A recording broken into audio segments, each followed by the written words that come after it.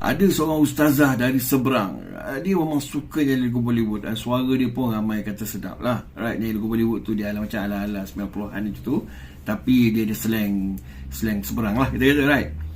So bila dia nyanyikan lagu Bollywood tu, ialah ada lagu-lagu yang boleh nyanyikan, tapi ada lagu-lagu yang dia nyanyikan sebenarnya tak boleh nyanyikan. Sebab tu kalau dia nak tahu tu, dia kena faham dulu lagu tu. Macam contoh kita ada ustaz kat Malaysia, Ustaz Aslin, right? Kita panggil dia Ustaz Bollywood. Dia faham lirik lagu tu, dia tahu apa maksud dia, so dia boleh sampaikan. Dia tak adalah terpesong daripada apa ni nak sampaikan tu, right?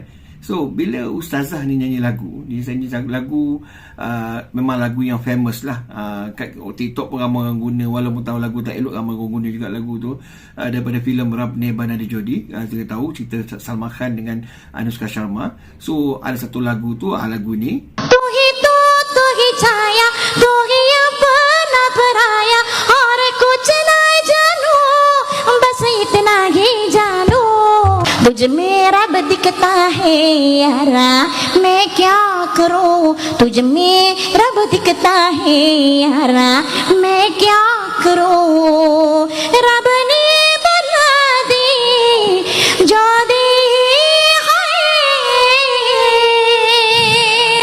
kan suara ustazah tu nyanyi, right? So ustazah tu memang dia punya slang seberang, cuma dia nyanyi tu dia tanpa sedar yang dalam lirik tu sebenarnya memang tak boleh nyanyi. Sebab bila digambarkan bahawa Tuhan berada dalam kamu, macam mana tu, right? So mungkin ustazah ni tak perasan dengan lagu tu, sebab lagu tu macam sedap, tak perasan.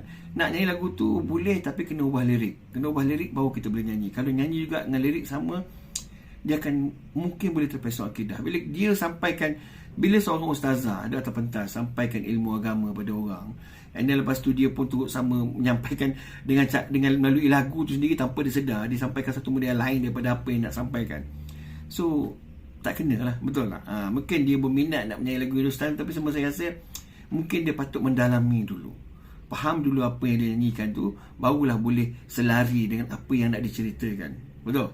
So kena hati-hati bila nak dengar lagu, tak kira bahasa apa sebenarnya. Ni salah satu bahasa Hindustan ni pasal kita tak faham. Jadi kita kena tengok dulu, cari dulu apa maksud dia sebelum kita nyanyikan, supaya kita tidak terpesong akidah. Sebab kena faham ya, banyak lagu-lagu Hindustan ni, dia banyak satu double meaning, satu lagi dia banyak unsur-unsur ketuhanan.